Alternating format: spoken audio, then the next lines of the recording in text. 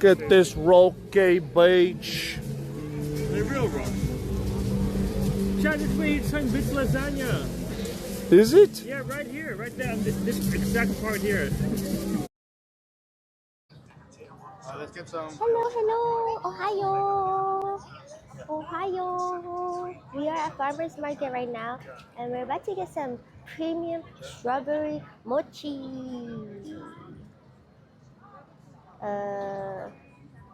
I like how I'm going to all these stalls without even checking the prices though. Today's special is mango mochi. Ooh.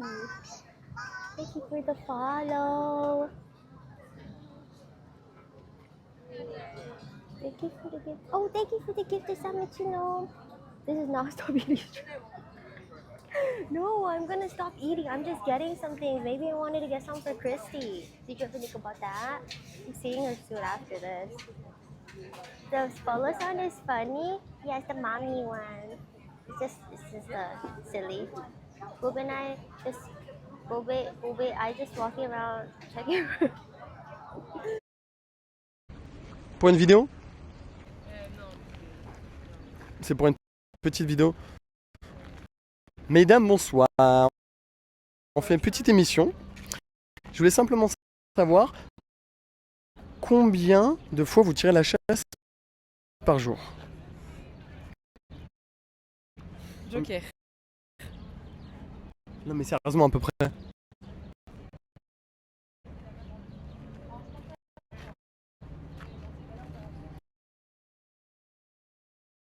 Vous savez quand le bruit est là. Oui, c'est pour quel... En fait c'est une vidéo sur le réchauffement climatique. Oui. Et du coup c'est en relation avec la chasse d'eau. Parce qu'en gros plus on tire la chasse, plus ça réchauffe la planète. Du coup le but de la vidéo c'est de faire comprendre aux gens qu'il faut pas tirer la chasse. Ok. Moi par exemple je la tire pas. Du tout. Ça dépend. Okay. Pour faire pipi oui, sinon non. D'accord. Et vous du coup combien? Pas logique. Mais si madame, parce que... 5. Attendez, 5 fois par jour? Mais qu'est-ce que vous avez... Non mais faut aller voir le docteur madame. 5 fois vous allez aux toilettes par jour? Mais c'est énorme. Et pas vous? Moi au moins 2 fois. Non sérieusement, le matin je me lève, je fais mon petit pipi, mais ça je le fais dans le lavabo. Ok. Et le soir, après que j'ai bien mangé la journée, je pose mon bronze. Merci pour ce message. Non mais sérieusement, et du coup je tire une fois la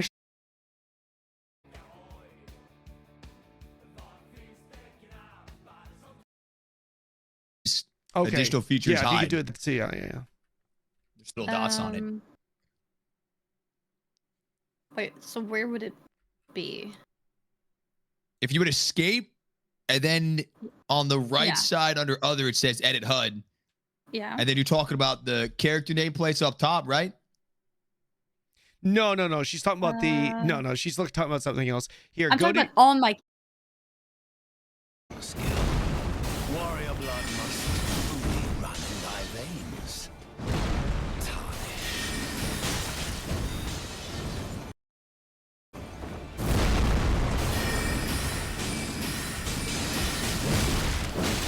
These foolish ambitions to rest.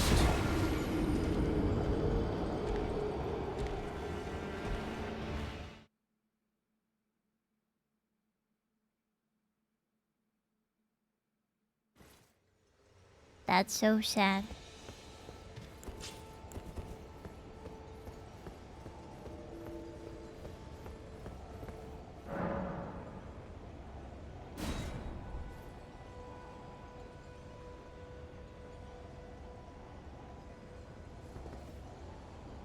Is he here? I think he's here.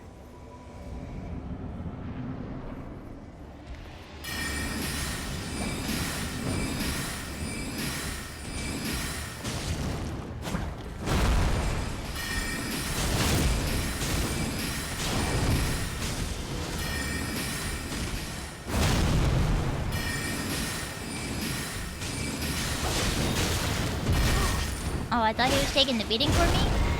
Turns out that was not the case.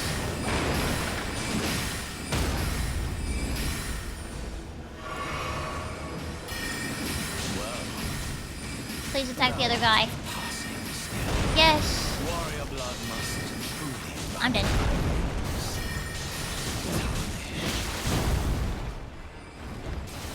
Freaking kill the other guy, not me!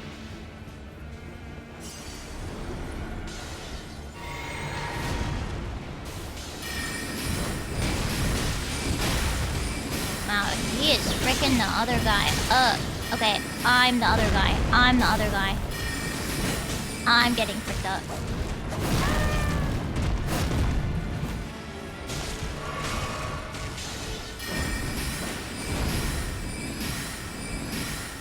Well, I'm out of magic now, so...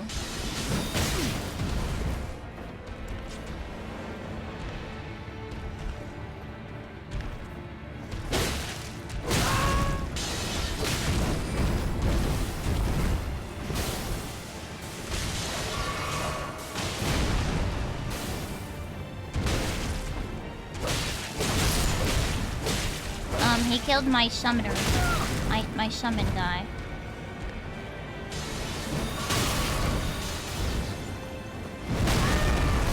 Like, I'm out of magic, and I'm not strong enough. I literally... Bro... I ran out of my magic.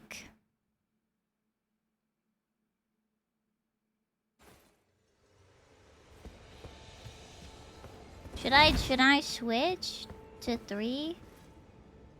Do 3 and 3?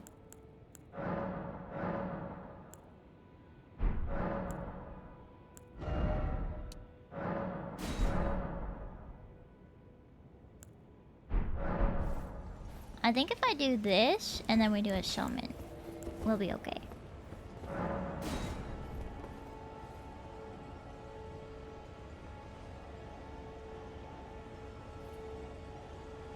Okay. Now we should be good. Okay, this chat. Now this one. This is the run. Ignore that. Ignore that too. Actually.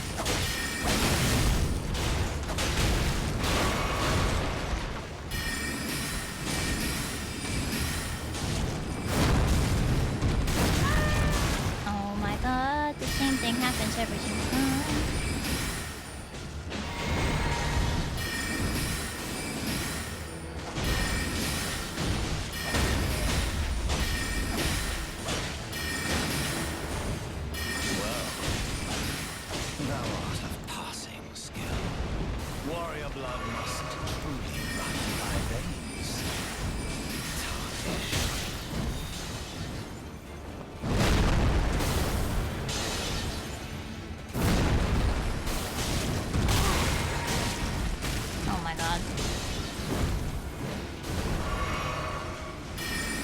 No, I'm coming.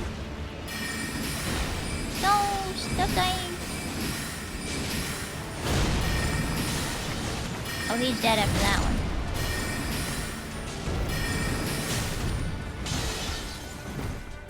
I have...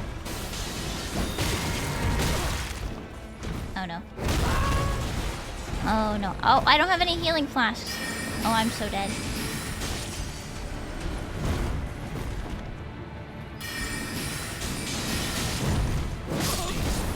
There's freaking no way! Oh my god.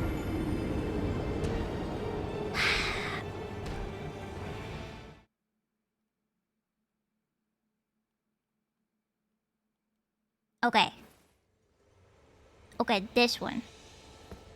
This one, and that's a donk promise.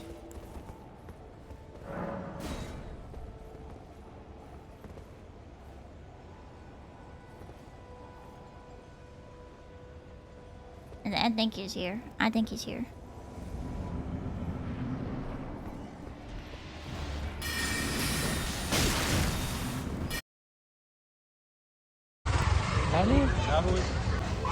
De quem? Arroz. Chama arroz, chama arroz. Vai vestir o quê, viada? Vestidinho? Идемте почистим зубы и пойдем спать. А я же хотела платье. Да какое нахер платье? Никуда ты не пойдешь в это платье. Вот это можно чуть-чуть. Да и так уже отвиселось. Можно. Да я попросила просто, чтобы мне дали iron. I asked for the iron. They even look. They give me the iron board, the actual board, and I'm not gonna use it because like I don't even think I need to. I just don't think I need to. That's all. Here, you guys go in a hot tub.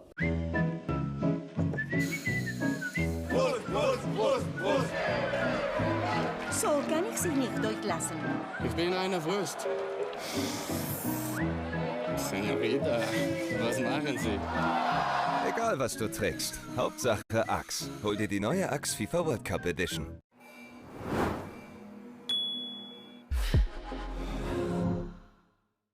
Es wird keinen Zweifel geben, wen die Götter zum Herrschen auserwählt haben.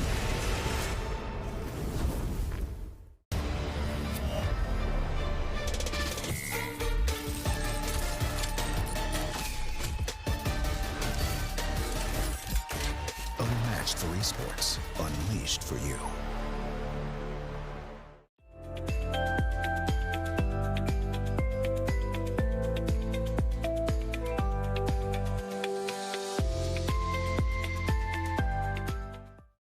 Entdecke die smarten Live-Studio-Projektoren von Epson mit bis zu 150 Zoll großem Bild und beeindruckendem Sound von Bose. Erhalte jetzt bis zu 500 € Cashback. Find it, auf ausgewählte book it, Projektoren. make it yours. Booking.com, booking.yeah.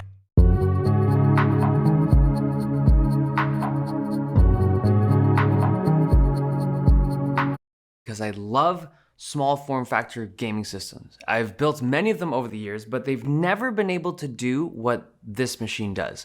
The Steam Machine delivers an amazing gaming desktop experience as well as an amazing console experience, and something that I don't think any other system can pull off.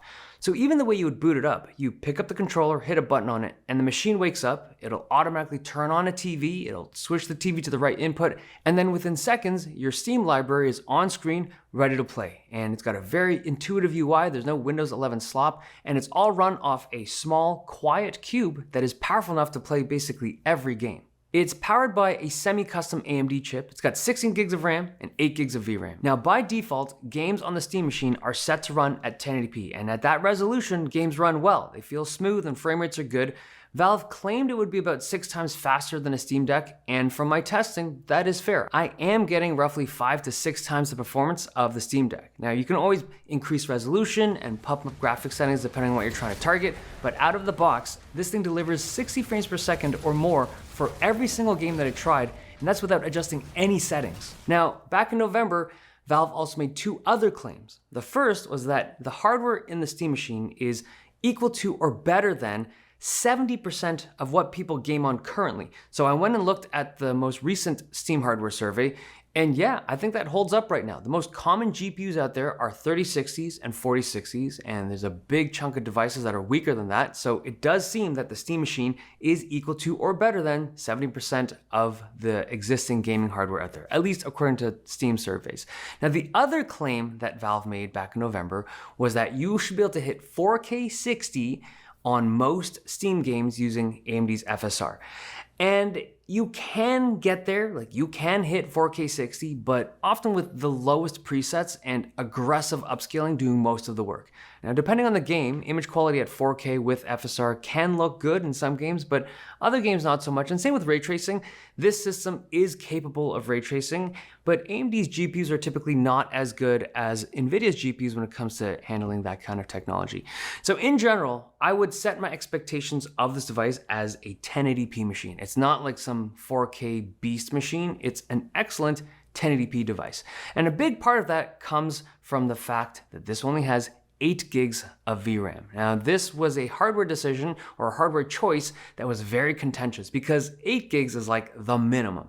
So 8 gigs of VRAM is still the most common amount of VRAM on Steam, and 1080p is still the most common resolution that people play in, and you could argue that 8 gigs of RAM is enough for 1080p, but it's at the cusp of being enough because there are games that if you crank the graphic settings, like if you want like higher textures, more advanced textures, it chokes at even 1080p resolution. And who knows about the future, right? This is a system that's supposed to last several years.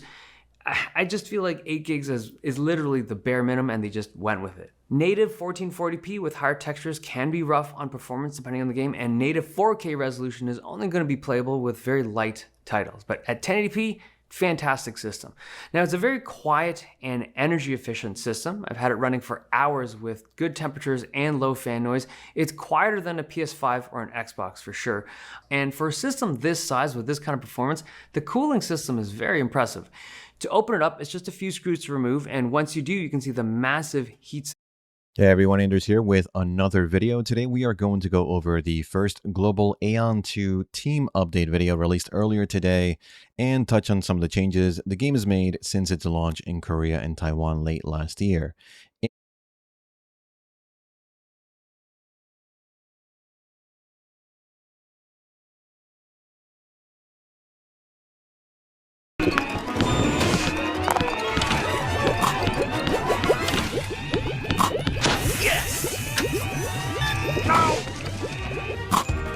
I can't believe this is happening. After many years of the MMO genre staying in the dust, with anyone who even attempted to make an MMO immediately burning upon arrival, it seems like now, like a phoenix, the genre is rising from the ashes, with new opportunities rising all around us. And after the latest Riot MMO news, which kinda blew up the hype again, some people said things which they shouldn't have. Tweets were deleted, people got even more hyped, and now I wouldn't be surprised if Riot was shaking, because matching these expectations is gonna be crazy. And I'm probably not helping. So, there is a good chance you've heard about the news about the Riot MMO that came out only a few days ago. Long story short, Riot hired a legendary dev that is responsible for some really good gameplay design on video games that could be considered, let's say, one of the biggest in the entire MMO genre. Of course, here we are talking about Brian Holinka, who is very well known in the MMO community, who then tweeted that he's joining the Riot MMO team, after which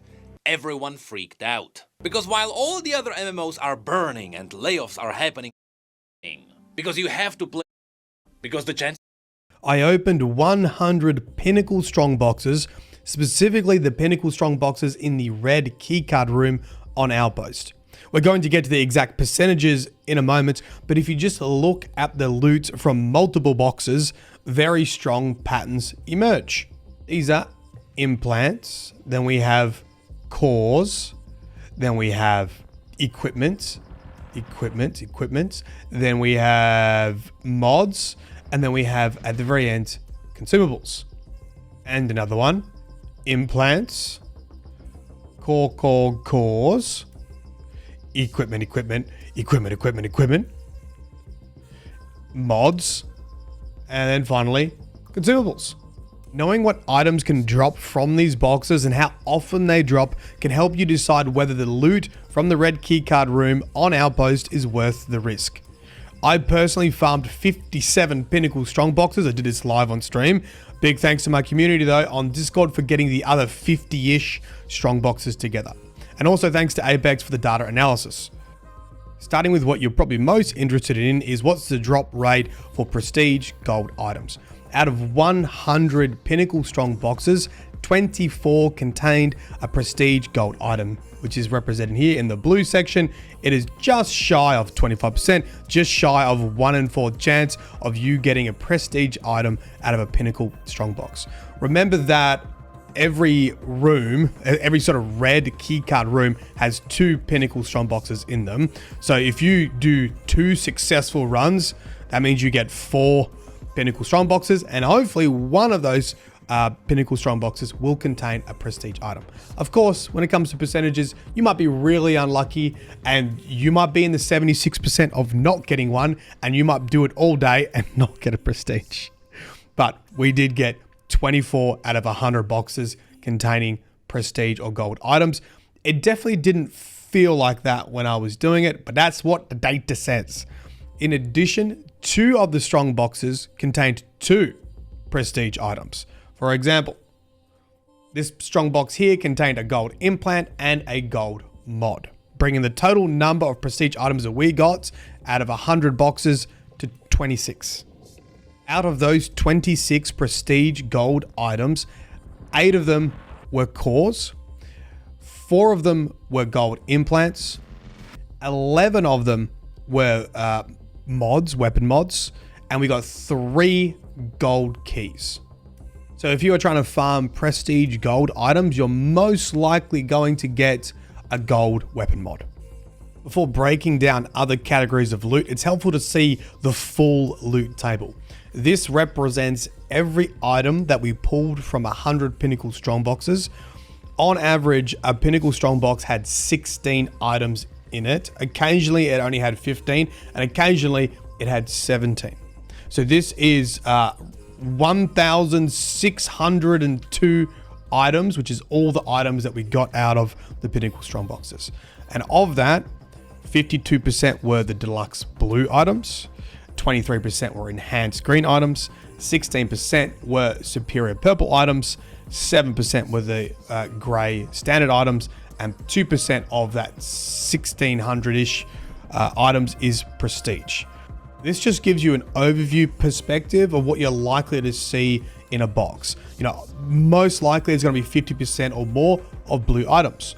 Blue item, blue item, blue item, blue item, blue item, blue item, blue item, blue item. And then you're going to see some greens. Green, green, green, green. Oh, we actually got a blue here as well. Oh, that's a green and that's a blue. And you're likely going to get a couple purples. There's one purple there. And then hopefully, 1 in 4 times, you're also going to see one gold item in there. Jetzt einsteigen und 20 € Freiwette ohne Einzahlung sichern. Genauso. Betano.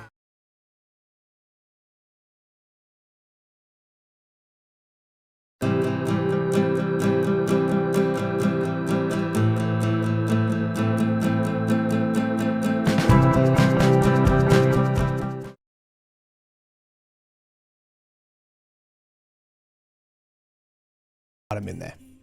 If we still consider the total number of items, so 1,602 items from those 100 boxes, what's the breakdown of item type? So out of 1,602 items, we had about 37% was equipment. And then you'll see on the other side of the graph, this big section here is pretty evenly split. About 18% cores, about 14% implants, about 15% mods. And then we have a small amount of consumables, about 12%. So today I want to talk about Dune Awakening. I'm sure you're familiar with the game. It launched last year to much applause and fandom, and just a couple of weeks ago, they revealed that they are coming out on console as well this September. But there is so much more that they're doing here that they want to communicate, and so Funcom, the team behind the game, they reached out, offered to sponsor this video, and basically just asked me to share with you some of the stuff that they're doing. Including some of it, dude, is stuff that like, I had on a bucket list for it one day when I tried it at launch. I was like, it'd be cool if they did this and that, and they're doing it. Like, it's crazy. So thank you to Funcom for sponsoring this video, but let me just tell you about all the stuff. Obviously, the headline is that it's launching on console on September 22nd, but they're also, as you can see, adding single player. What? This was something that was like on the bucket list for a lot of players, and they're just straight up doing it. They say, quote, single player is one of the most requested features since launch. We're also adding the final chapter of Dune Awakening's Book 1 story, so whether you want to play entirely by yourself with your friends on a private server or with strangers on a larger multiplayer server, you will now be able to play the story from the start to its dramatic conclusion. You can see that now when you load into the game, you'll actually be prompted to choose between single player and multiplayer. And then there's 3 different difficulty modes you can select for single player to tweak your experience based on exactly what you're looking for, whether it's super hardcore survival or something a little more approachable. To keep it fair, also, these single player characters are exclusive to the single player mode, meaning that you can't grind stuff out single player and bring them into like multiplayer lobbies and servers. It's all exclusive to where it's supposed to be. And honestly, I think that this is all a great move. Like, Dune is such a, shocker, cinematic franchise, and it brings with it a long and storied reputation for storytelling and for blockbuster cinematics, visuals, framings, and narrative elements. Like, it is tailor-made for a really immersive single-player experience, and that's why back at launch, I was like, oh, dude, that'd be so cool. And a lot of other players also were wishing for single-player to be added, and now they're doing it. But with the added benefit of getting all of the extra game improvements that they're bringing in September, and also all of the improvements, optimizations, fixes, all sorts of stuff that they've done since launch as well. Like, you just get to play single player, but in the best version of the game that there's ever been. And to be clear, this applies on both PC and console. So starting on September 22nd, everybody, whether on console or PC, will get to play single player if they want to. They're also adding a ton of different settings and modifiers that can be added to private and then like self-hosted servers as well. So whether you want to like change how sandworms spawn, or if you want to change like security zones or how sandstorms form, you can do all of that. They're really expanding the player control and customization on servers, and you can see even a screen grab of how some of these settings will work, where like you can either go with like broad difficulty selections, or you can get into the minutia and actually change individual settings based on what you like or don't like, even down to individual point modifiers for damage and XP and stuff. Furthermore, you also will get to experience the overhauled end game that they've also tweaked heavily since the original launch version of the game came out. And that means that, again, you just get to play, whether you're playing single player, multiplayer, whether you're playing on PC or console, you will get to play the best version of the game, full stop, period, on September 22nd. They've also listened to community feedback on a couple of points. So for example, no more base or vehicle loss. 2 systems have been added and 1 removed to ensure you don't have to worry about losing your vehicles or bases if you play on a multiplayer server. Vehicle recovery, recover any destroyed vehicle within 72 hours via the vehicle backup tool at a small Solari cost and minor durability penalty. You also have base reconstruction. Store up to 3 complete snapshots of your base and restore them at any time using the base reconstruction tool, which is great. And then they've also just straight up removed base upkeep taxes. Bases still need to be powered to avoid weather damage, particularly important on official servers to prevent abandoned structures from cluttering the world. But there's no more of the taxes. Like, they just remove that, which was like something a lot of people were frustrated by, which is awesome. And you can see this is just the beginning. Of course, Chapter 3 launched in February of this year, but they have even more that's coming out later, and they plan to do a lot more with this. So it's a good time to get in. They've done a bunch of other stuff like new map locations, Imperial testing stations, weapons and gear have been added, new cosmetics, and a ton of other stuff that they're just adding to build it out into even more than it was at launch, which is great. And seriously, there's just so much more specializations and augmentations, quality of life and other improvements. And they just have a full list of all sorts of stuff that they've added and tweaked for it. Like, and this is honestly,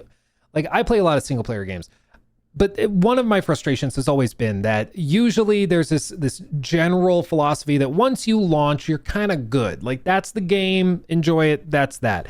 But you don't really get to enjoy the benefits of some of these games built by massive teams that are focused on long-term upkeep and improvement.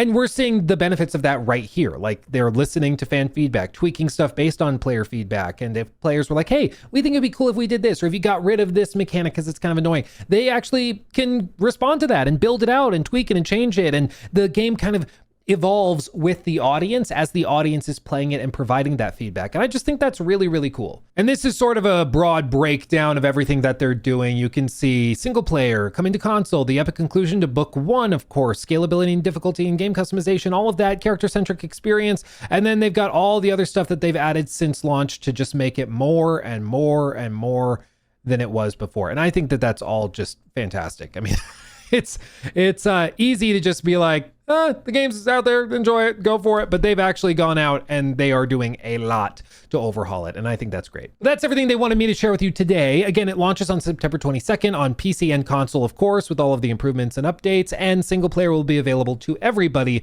starting then. And to be clear, you'll be able to get it on PlayStation 5, PlayStation 5 Pro, and Xbox Series X and S on September 22nd. But with all that said, thank you guys for watching. Thank you to Funcom for sponsoring the video and allowing me to share all of this with you. But without further ado, I'll see you in the next video. Much love, hugs and kisses. Bye-bye.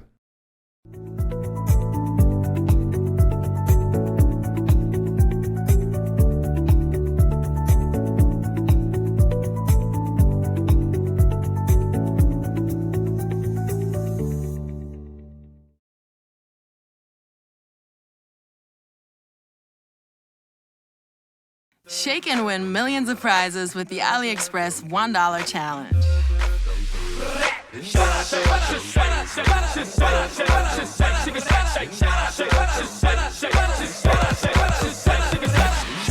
Get unreal deals for just $1. Win $10,000 in flight credits and a $3,000 AliExpress shopping spree. Download, shake, win.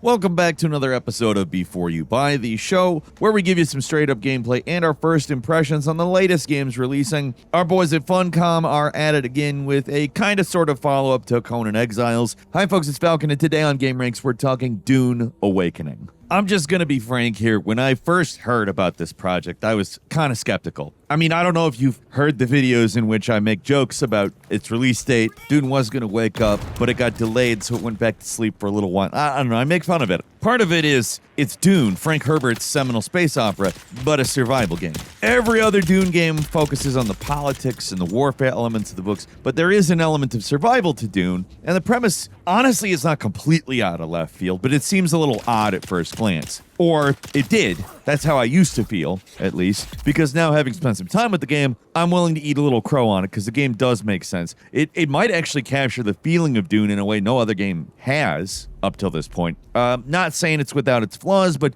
if you like survival games, there's a lot to like here. Now, before I start really drilling down here, I want to make clear that this is going to be much more of a first impressions than a full review. Awakening has been available for a long time in beta. It's been in early access a few days too, but I'm only really getting into it, so my experience with the game is super limited compared to a lot of other people out there. This game's very big. I am just scratching the surface with my time with it. Like, I haven't gotten to the end game PvP stuff, for example. That's not something I've done. So don't take this as some kind of definitive judgment on the entire experience. It's more of an early impressions, but so far my impressions have far exceeded my initial expectations. So Dune Awakening takes place on a very different Arrakis, one where the main character was never born. The changes in how the story plays out are pretty significant, and it does a lot to justify what's going on in the game. There's a reason why the planet's full of bandits and raiders and enemy soldiers who stab you or gun you down or whatever. It's a simple premise that alters the nature of the setting, along with the disappearance of the Fremen. Yeah, there's no Fremen in the game, at least at first, which might sound sacrilege to a Dune fan, but it's kind of necessary for the world building they're doing here, which is appropriately brutal and strange for what we've come to expect from Dune. At least the appearance of the Fremen it's a plot point. It's not like they're just not here. There's a reason they're gone. One thing I think the game immediately captures that most Dune video games don't is the weird but epic tone of these stories. The recent Dune movies did a really, really good job of making this universe both understandable and also very alien in a way that's both intriguing and intentionally off-putting. And this game also does that very well, especially when you're doing stuff like interacting with the Bene Gesserit Sisterhood or exploring an interactive dream sequence. There's a lot of vague mystical language and proper nouns thrown around, but they somehow manage to make it intriguing rather than annoying. That's just the Dune difference. The actual plot, for what it is very simple. You play as a character, custom character, sent to Dune to locate the lost Fremen. Your transport ship gets shut down in the desert, and you gotta survive. And there's a lot more going on here than you'd normally get in a survival game, though. There's NPCs to talk to, a lot of quests to undertake, there's factions to join, open world PvP. Frankly, it's a huge game with a lot going on, and that's because it's not your average solo experience. It's an MMO. It's not your classic massive one with thousands of players in the same server at the same time. Servers are split into a lot of sub-servers, so you only really have like 40 or 50 players each. So you're not gonna see other players all the time in normal zones. But when you get to the end game stuff, that's when the game starts drawing players from all the mini servers together. It sounds like it might be a confusing mess, but this is how a lot of MMOs operate these days, and for the most part, it actually seems to work pretty well. It does mean the game's online only. I'd prefer if they took the Conan Exiles route and made it so you can play on servers or play solo if you want, but at least the servers have been stable in my experience, and it's only taken a few seconds to log in every time. One thing I really appreciate about Dune Awakening is how it actually leans into the setting for not just the visuals, which are fantastic, but also the survival mechanics. The only real meter you have to worry about here is thirst. There's no hunger at all. Food doesn't need to be consumed to survive. You don't have to worry about sleep or disease or any of that crap, just water. But you're on a desert planet, so that's kind of, not the easiest thing.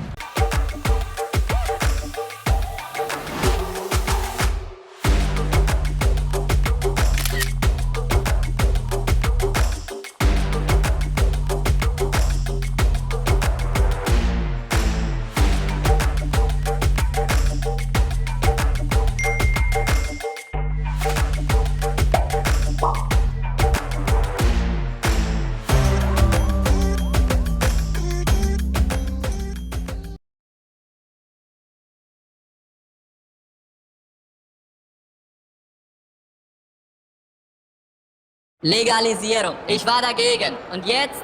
Das Steuergeld sprudelt. Polizei wird entlastet. Und tausende neue Jobs. Ich kann jetzt ja wohl schlecht Milliarden an Steuereinnahmen verbieten. Da stehe ich ja da wie der Depp vom Dienst.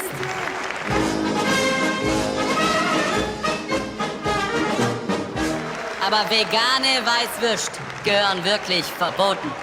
Easiest thing, right? There's dew plants that can give you just enough hydration to avoid an early death, but your main source of water in the game is from blood, and that means combat. And in Dune Awakening, there's a lot of combat. Getting resources often means raiding a lot of crash sites, ruins, bandit camps, faction checkpoints across the desert, looting them for their sweet, sweet loot. Lots of essential resources can only be found by doing this specifically. So these bases, they're full of enemies, so they're a great source of blood. So you're going to be raiding camps often. Combat, unavoidable. You're going to be doing it all the time. Which in this case, it's great because it's a big improvement over Conan Exiles. The close range combat doesn't feel as good to control as a dedicated action game per se, but it's functional and it does a great job replicating the film. And getting a slow stab through an enemy's shield it's super satisfying. Ranged combat, however, surprisingly punchy and powerful. And this is what you're going to be doing most of the time because that's just how this works. It's a good thing. It's got good sound design too. It really emphasizes all the things that happen. It really feels good. So after clearing out a base, siphoning off all the blood you can collect, it's time to head back to your base, put that blood in a filter, and wait for it to convert into water. Because, you know, blood's filled with lots of things that are not water. You don't really want a lot of those things, right? I don't. Maybe you do. Frickin' vampires.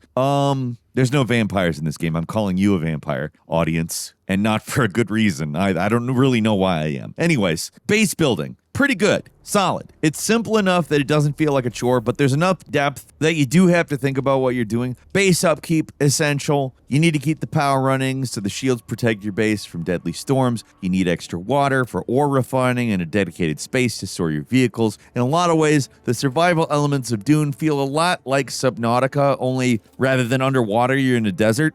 Instead of worry about drowning, your concern is running out of water. There's a big emphasis on going on excursions, loading up your supplies, getting on a vehicle, going out as far as you can to collect as many resources, and then heading back. Actually building bases, it's simple. You just need rock for the walls, and that stuff is everywhere. Resource collecting in general is pretty painless as far as survival games go. You locate a resource node, and you're good to go. These things drop a lot of stuff each, so you're never wasting hours just spending all your time on getting resources. The game helpfully tells you where certain resources are found on the map, too, so getting what you need, it's not a chore. The emphasis on doing excursions it gives Dune a unique strategy. Survival split between long-term goals like keeping your vehicles repaired and your base in good working order, and short-term dangers like the many hazards of Arrakis and the constant threat of running out of water. They do a great job making the planet itself feel dangerous. And I'm not just talking about like the sandworm here. Just being out in direct sunlight feels like a threat. Just being out too long builds up heat stroke, and that can quickly drain your hydration meter, leave you weakened, possibly dying. The game also makes absolutely fantastic use of global illumination, really drives home that sun-baked look of the world, but it also makes your safe spaces like shift throughout the day. In general, it's also a lot safer to go out at night. There's still a lot to worry about, but yeah. On top of the heat, there's radiation, there's quicksand, there's drum sand, and that can draw the attention of the sandworm quicker. There's also spice blowouts that destroy anything nearby, deadly sandstorms that can appear with very little warning. They're highly damaging, they slow your movement to a crawl, and that's just natural hazards. There's enemy patrol ships hunting you down, they shoot you if you pass through their spotlights. That sucks. But of course, the biggest threat is the sandworm. And this thing is a lot more elaborate than I assumed it was going to be. I assumed it would work basically like any other game with a static threat like this. It'd just appear if you spent too long walking around the desert. But it's a lot more complex than that. The word has an actual physical presence in the world. It moves around on its own. It actually chases you down when it hears sound. So if it's close, it's much more likely to catch you out of the sand. That means you can actually see the worm moving around too, breaching occasionally, and it's a spectacle to see every time. Just in general, Dune Awakening looks fantastic across the board, and the design of the desert, the design of the character models, just everything, it looks real good. There's a little jankiness on account of it being an online game, but for the most part, it really looks great. The presentation across the board is pretty stellar. Big step up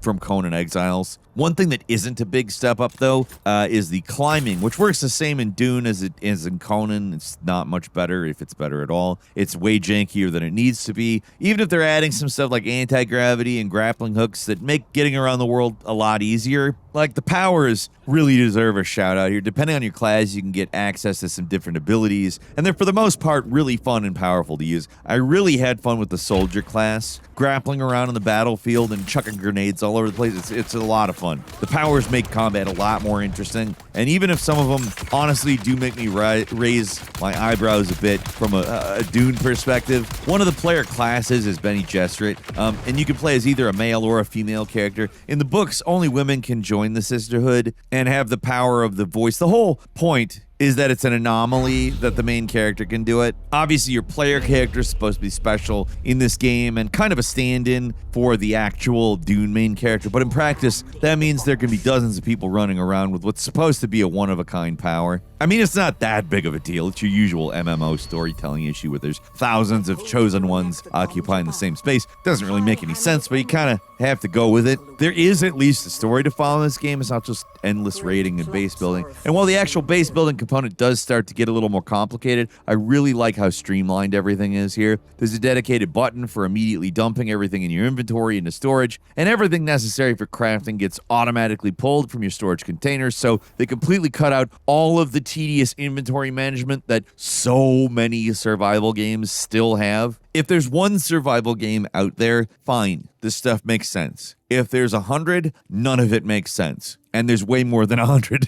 Other thing here, every crafting station has its own small inventory, so stuff like refined ore doesn't need to be collected from the machine. You can just use it immediately after it's finished refining. To me, this is the ideal crafting system. There's a little micromanagement, especially later on when you start needing a lot more specialized resources, but it's been cut to a minimum. Like, there's not a lot of sorting, and it's great. And that means you can focus on the stuff in the game that you want to do, rather than spending hours shifting through the garbage trying to collect the exact piece of scrap some recipe requires. You get all the benefits of base building a survival game without all of the tedium. And like I said, tedium can work in certain games. I feel like the streamlining here works in service of what they're doing, which is much more about planning and prep than careful base management. The base, it's necessary to make the game's excursion-based gameplay work. It's not a game where you're expected to just putter around your base forever, so it's good that they don't make you spend all of your time on the base. Another concern I had going in was environmental design. I mean, how can you make a survival game set in Dune, which is just endless sand? And I'll say, after playing for a while, yeah, it's basically that. But they did an admirable job trying to make each biome feel unique while essentially just being more rocks and sand. It helps that there's a lot of different factions and groups, and they've all moved in, and there's abandoned wrecks with Fallout-like hidden bunkers everywhere. So exploration is actually interesting and rewarding.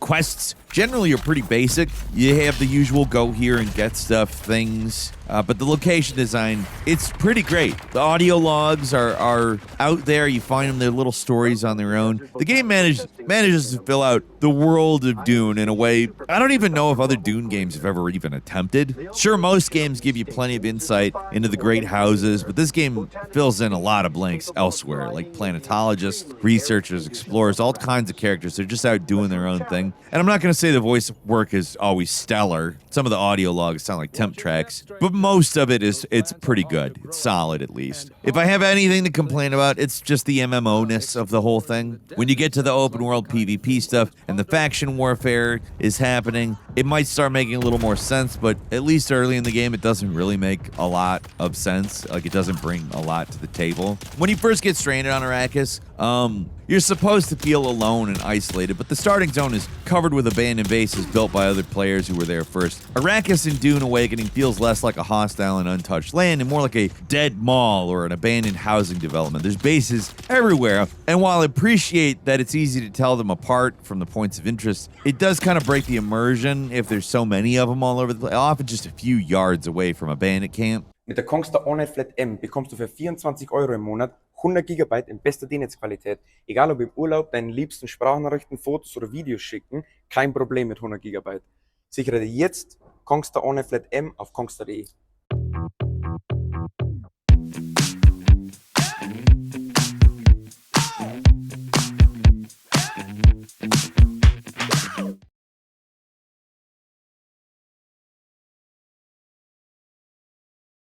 Bandit camp. You rarely, if ever, see other players outside of the trading post, but when they do appear, it can kind of kill whatever immersion you're feeling. Like if you're deep in an abandoned ship, listening to audio logs to find out what's going on, picking up keys to enter previously untouched areas of the ship, only to find two other guys have already cleared out the final area. It kind of kills whatever buildup this was leading to. Some areas feel like Fallout vaults, the way they build up to some big twist or surprise at the end, but if all the enemies are dead, kind of ruins whatever they're building up to. Stuff like this would probably work better as being their own instances that can only be played in single player or with a dedicated team, rather than just letting people run in and, you know, whatever. It just kills the suspense. It's not a huge issue, but it's an issue. The player counts are relatively small per instance or server or whatever we're calling these, but it does stand out when it happens. Outside of some annoyances, with this being an MMO in the first place, everything else is just, it's been great. I noticed a little slowdown, probably from the server, nothing too major. I had no problems logging in. As far as online-only games go, this has been a real smooth experience. That's not to say the game's issue-free. I experienced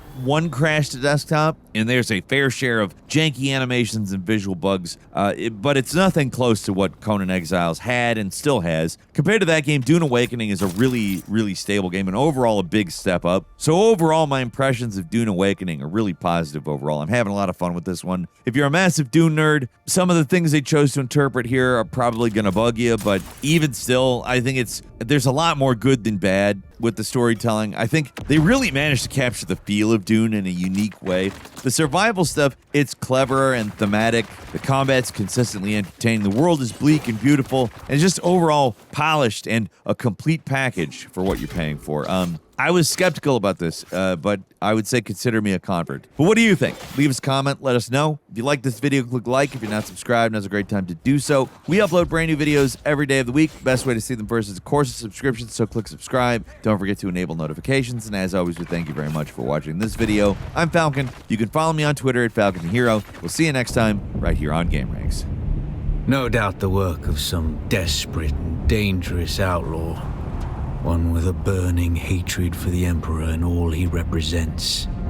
But there are so many fitting that description.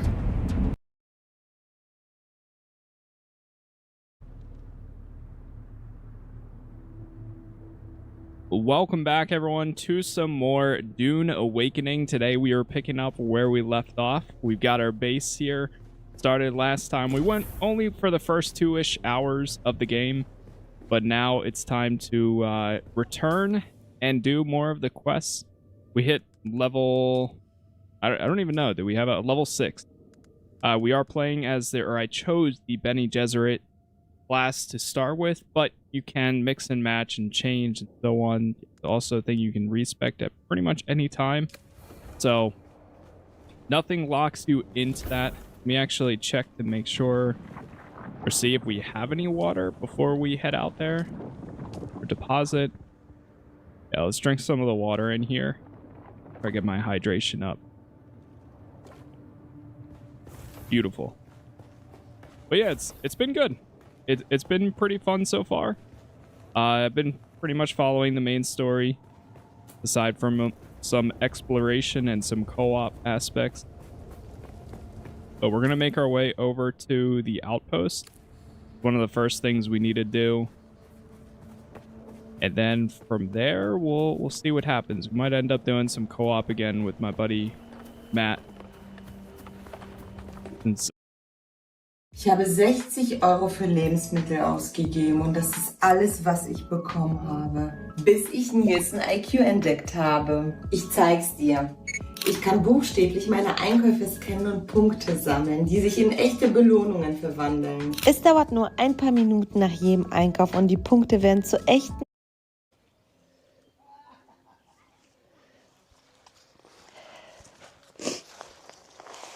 The ground sheet doesn't go all the way to the bottom.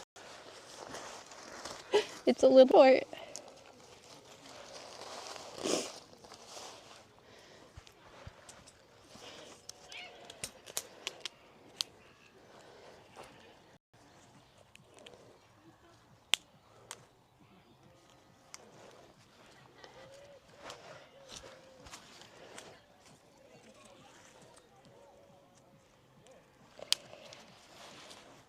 But it reaches the top, so that's good. Okay, yay. There we go.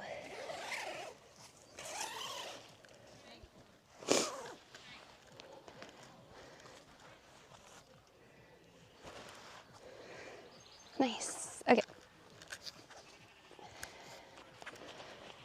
I probably won't blow up my sleeping pad because it doesn't hold air.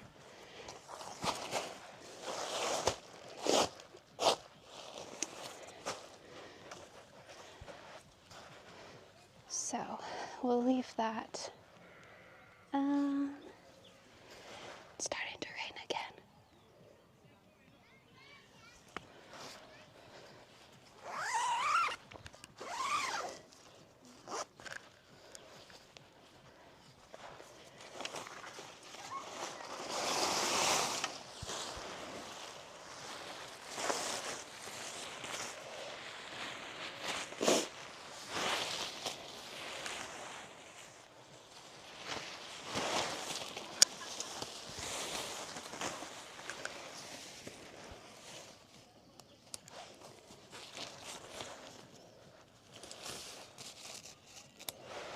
Do, do, do, do, do.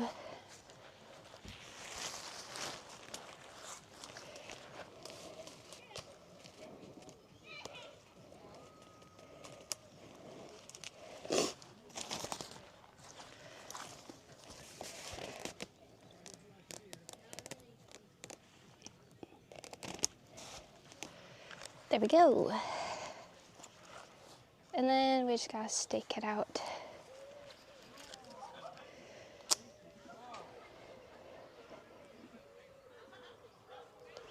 Ready for the rain.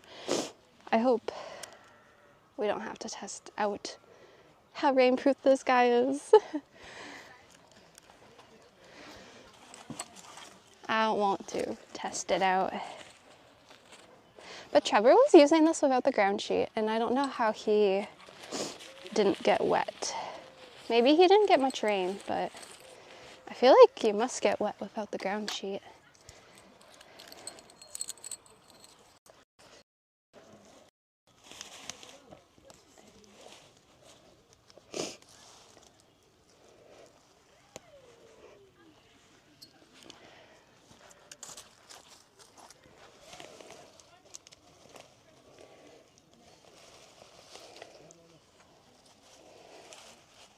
Oh, the ground's a little tough.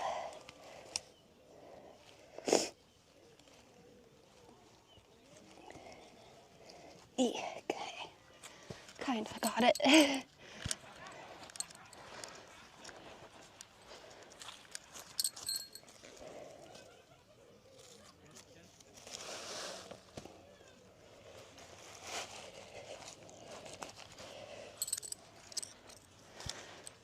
Also, the showers looked pretty good and stuff. I used the toilet before I came back on stream. Yeah, the showers and stuff look nice and clean. I think it's a good campground.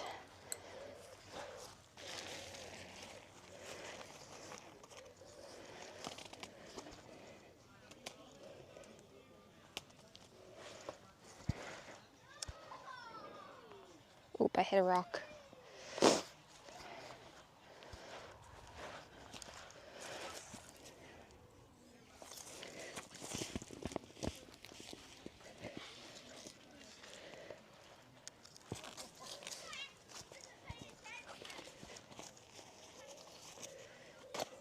Okay, okay. Just these two dudes.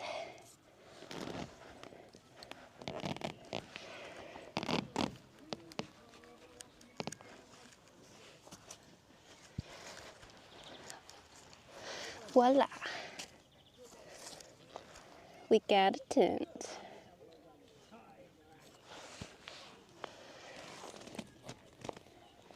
Look at us go.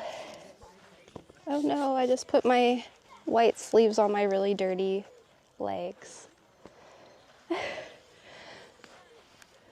Ew. Okay. Happy. Yay. Now it looks wider, yeah. That's the vestibule, which you have a little space to put like the panniers and stuff under, which is nice to have.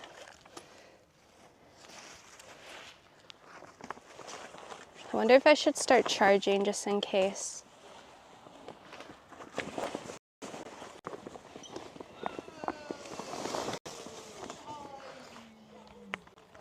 They close things on me.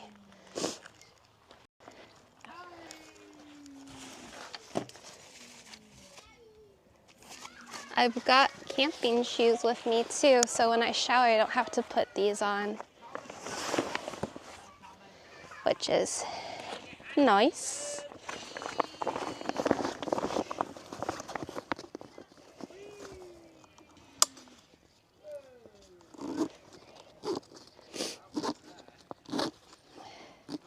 So yeah, I got my very cheap Primark sandals for camping. We'll just tuck them under there. Okay, the tree in the background. Look how happy families can be.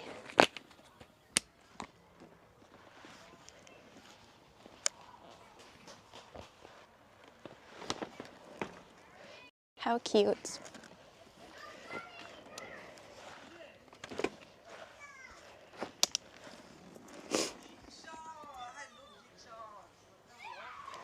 Sorry, I'm just taking all the bags off the bike, and then I'm gonna move. And then we can sit on this bench because it's gonna be a bit more dry than the ground. Actually, there's a picnic right there. We'll probably go to the picnic table, guys. Perfect.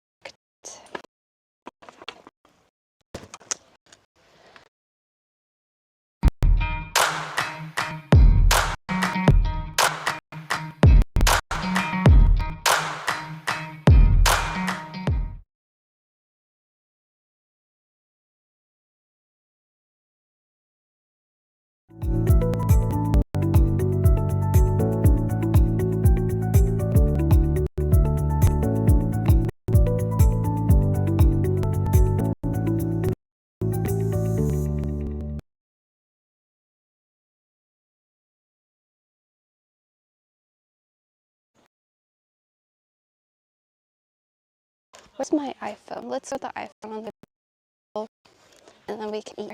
It's starting to rain again. That's okay.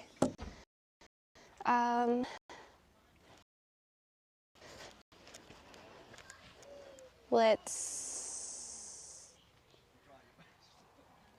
I don't know. Don't rain on me.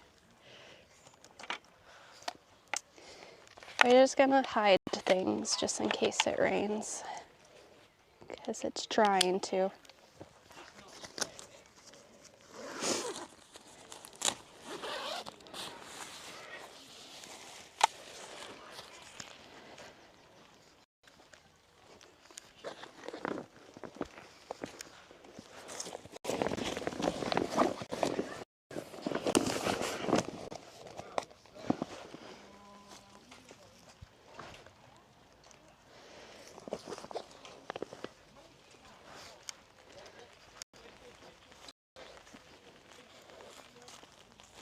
I just realized there's no door on this side. This one is only one door.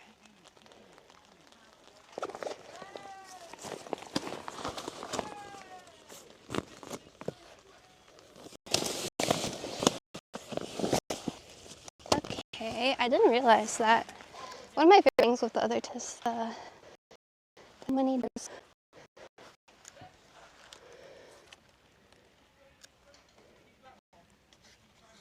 Well, my name is here, beside the green thing.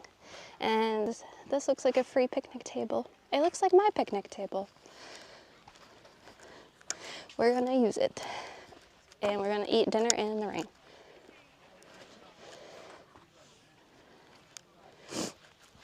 Oh yeah, I was gonna lock the bike. I probably don't really need to lock it, but like, I'll regret it if someone takes the bike.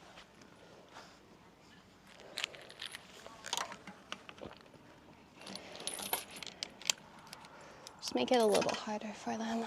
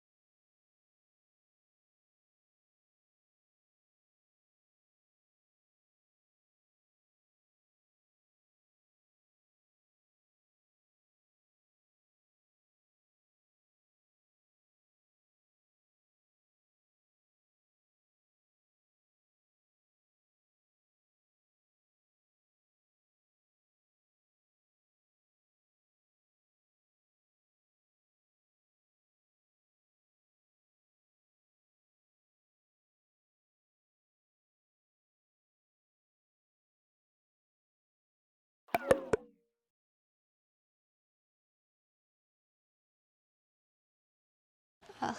Okay, hopefully this ring.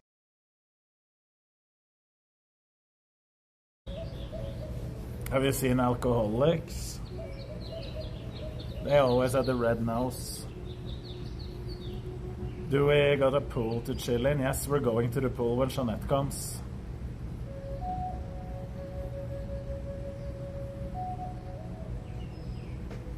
But I was thinking maybe we should go and get the backpack out of the car. Wouldn't that be nice? So we can stream from backpack instead.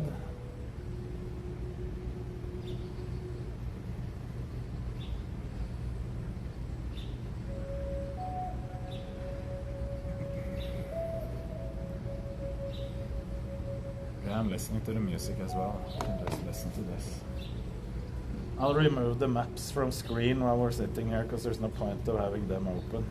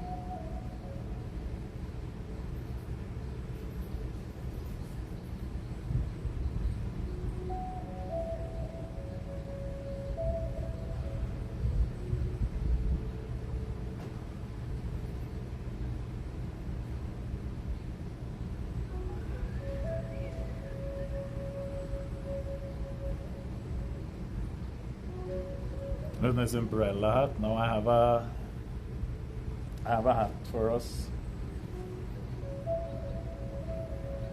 Wait, where is the so we don't need to have the map open now because we're not using it anyway. That's for the drive, right?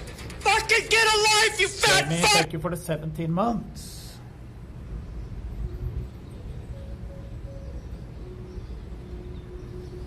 DPS map, there we go.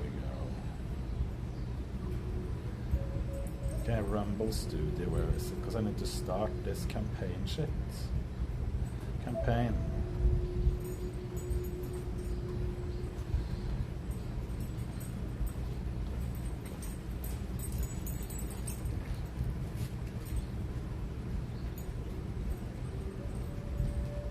I need to add. You performed 2 Rumble Wallet campaigns in one live stream. The second one will be rejected. On-screen images, use wallet.rumble.com.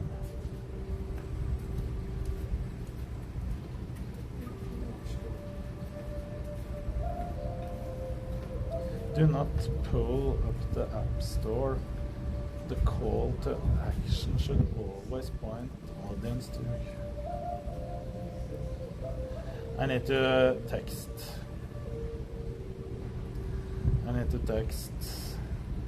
And answers on the wallet thing.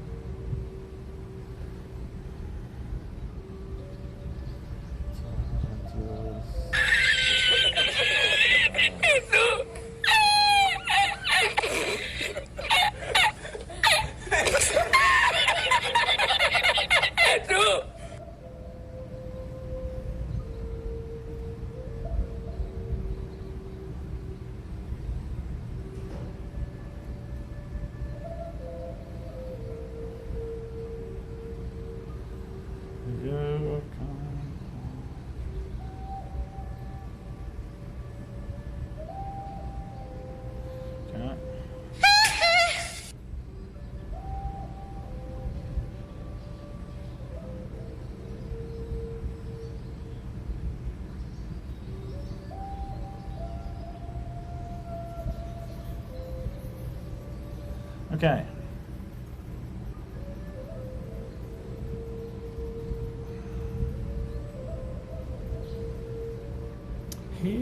Fatty, take us to an Indian sewer lodge. What is that?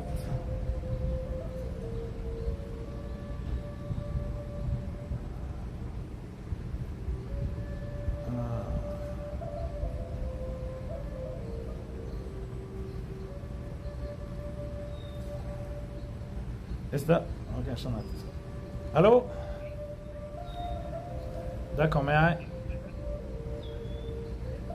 Jeg kan komme mot rommet. Bassenget er rett utenfor på en måte.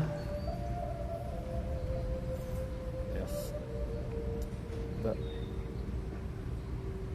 Altså, jeg kommer fra venstre, men vi skal til høyre.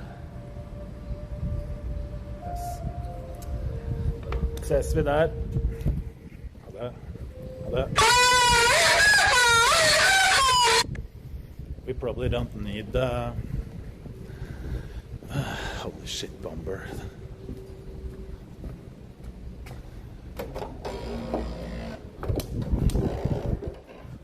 Because look at this hotel. Look at that. For those who didn't see it yesterday. Isn't this pretty nice?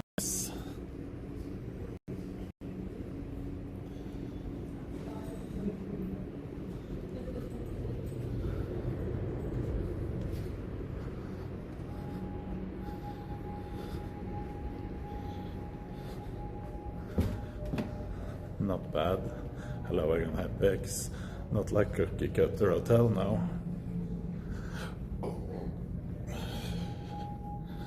Okay.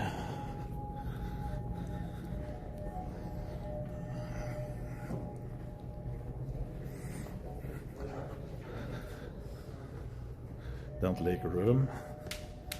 Have to walk far. Okay, we don't leak room.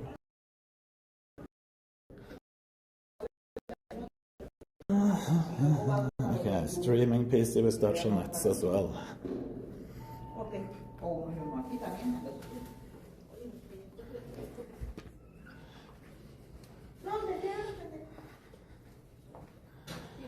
location that stream is on.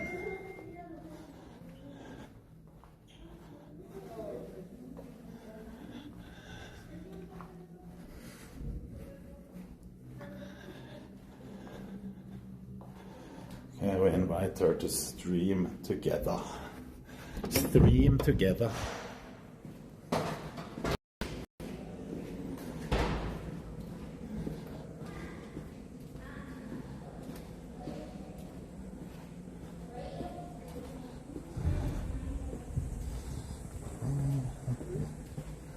There we go.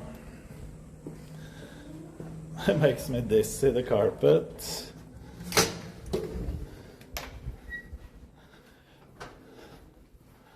There's a long way to go. We're about a little bit over halfway now.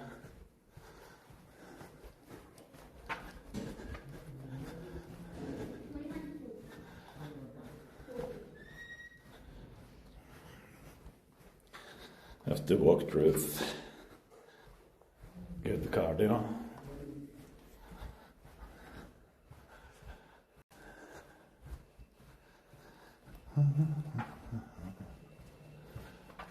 I see Jeanette.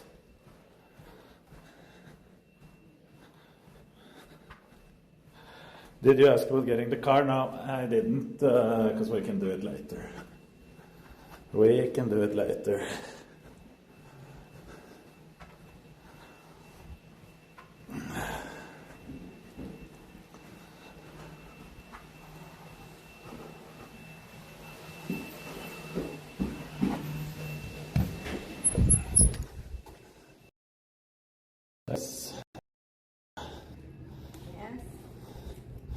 Now we can walk down.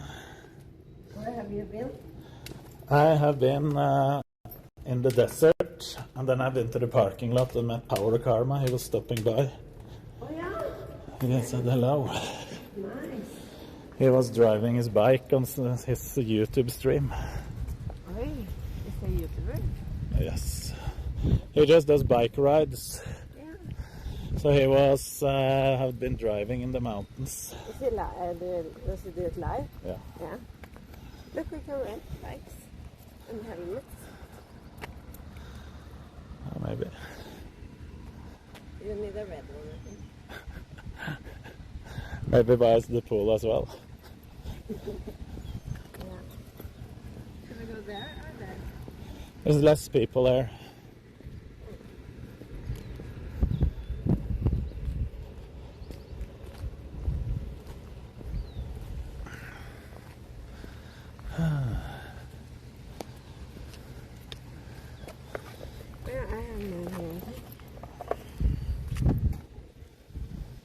I have one as well.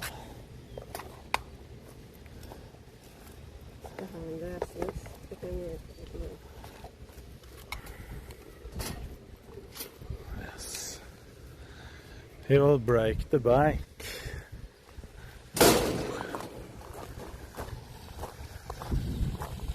Here we have this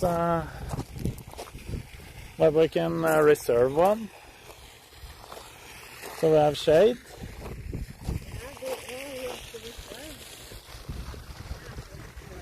Let's see what it costs.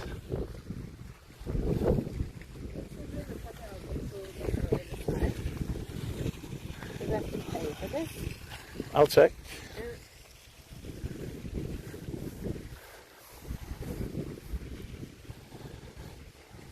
What's the information? This bearing is no longer available. There's so many people there.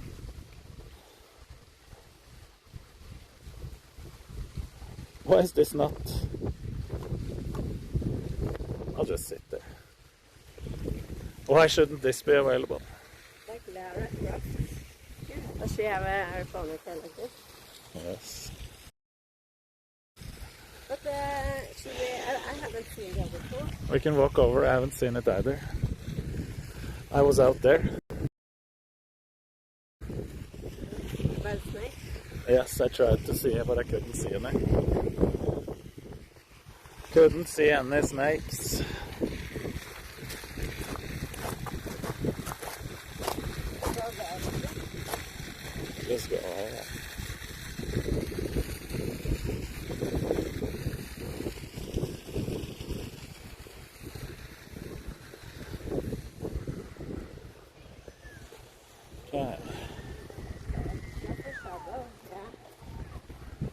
closed.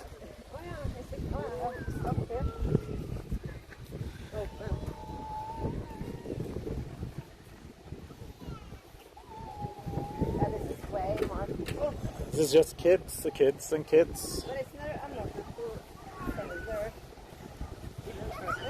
I don't know. I do not know.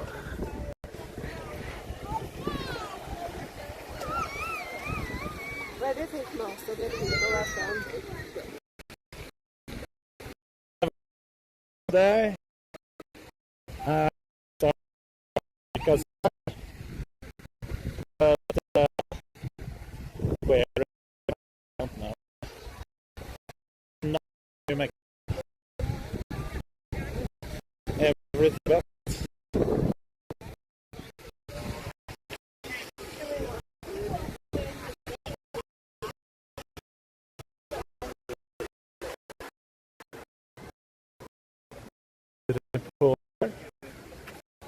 You see the same umbrella? Probably just open from this.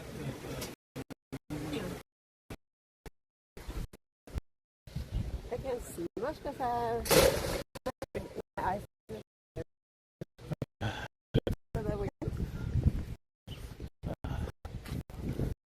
There's a small dog there that running around that came up there. And those looks like a pipe.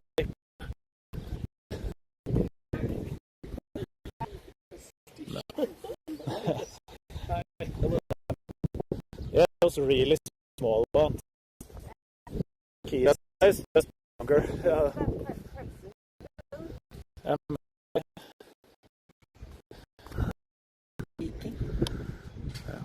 I mean, this works as well. Less people. A little bit more quiet. Only those with dreadlocks. Dreadlock people. Yeah. Either this one or the one. I think the one in the end was the best one. Yeah, maybe. Yeah. All the way in the other end. Don't you agree, chat? Huh? We can just take those places no one... We take them. The worst will happen is that they Tell us. Yeah. Probably. Yeah. Safe.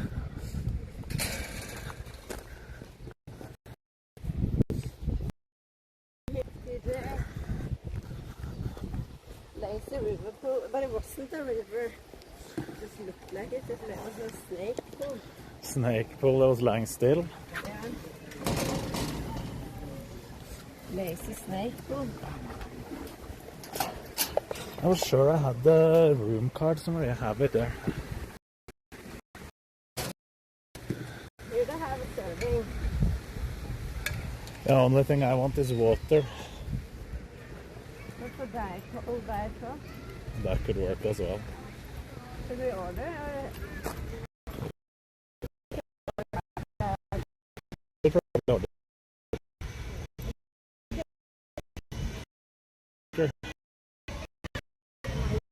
Larry told me in Gallup, New Mexico about... Try the slide. And you can try if you want to. 2 hours from... oh, thank you, Power Karma, for the raid. 2 hours from Albuquerque, okay.